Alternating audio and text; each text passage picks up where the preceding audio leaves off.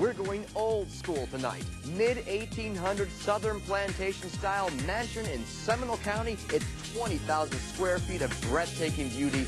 I'm your tour guide tonight. Fox 35 News at 10 starts now. 35 News at 10 is brought to you in part by Morgan & Morgan. We want you to take a look at this mansion. Looks like something kind of from Gone with the Wind, huh? Well, that's exactly the point, but it was actually built 4 years ago. Just its size makes the luxury estate home in Seminole County really one of a kind here in Central Florida. And the 5-acre property backs up to wetlands. David Martin now takes you to Robin's Nest of Winter Springs, only on Fox.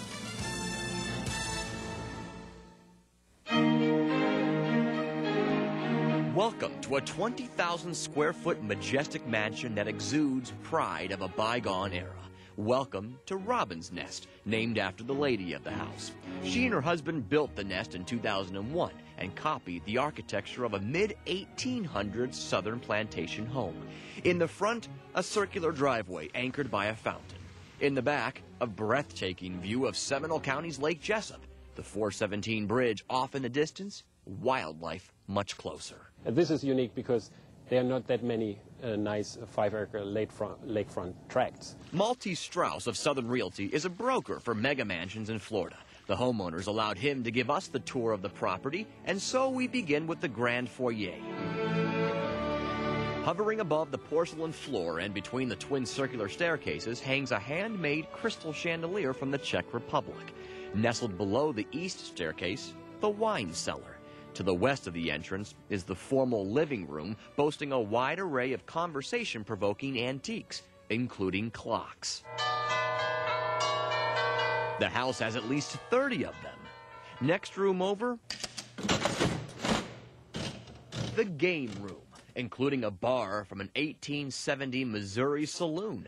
There's a jukebox and gun collection along the walls, topped off by a gorgeous tin ceiling. You can host elaborate parties for a lot of people, and you can have a lot of guests over. Which is why the gourmet kitchen in Robin's Nest has 2 islands, one for prep and one for cleanup after meals in the formal dining room. Now here's something neat. A home of this size would have a butler's pantry, and indeed it does. The family, however, does not have a butler.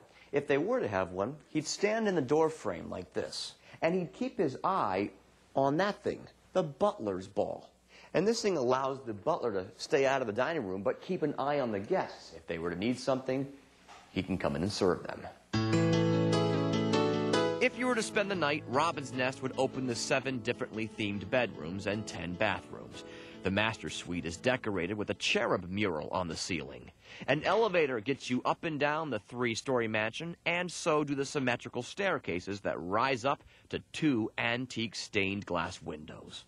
In a nod to Dan Brown's The Da Vinci Code, if you were to stand here at the bottom of the 3-story staircase and look up the crack of the banisters, you can see the cross in the stained glass window. You can do this on the west side of the home and on the east side of the home.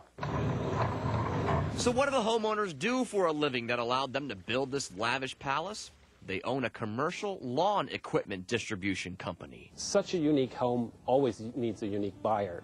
This is not a house that sells in 2 weeks. And to buy Robin's Nest, yes, it's for sale, you'll need $5 million. In Winter Springs, David Martin, Fox 35 News.